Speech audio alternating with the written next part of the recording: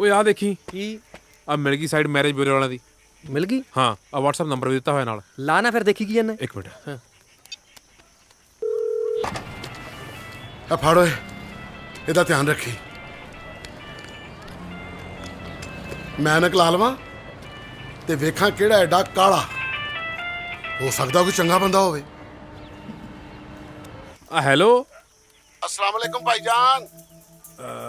ਵੀਰ ਜੀ, ਸਤਿ ਸ੍ਰੀ ਅਕਾਲ। ਕਿੱਥੋਂ ਬੋਲਦੇ ਪਏ ਹੋ? ਭਾਜੀ ਜਿੱਥੇ ਤੁਸੀਂ ਫੋਨ ਕੀਤਾ ਨਾ, ਮੈਂ ਉੱਥੋਂ ਹੀ ਬੋਲ ਰਿਹਾ। ਮੈਂ ਧੌਰੀ ਤੋਂ ਬੋਲ ਰਿਹਾ। ਬੋਲਦਾ ਧੂਰੀ ਤੋਂ ਆ।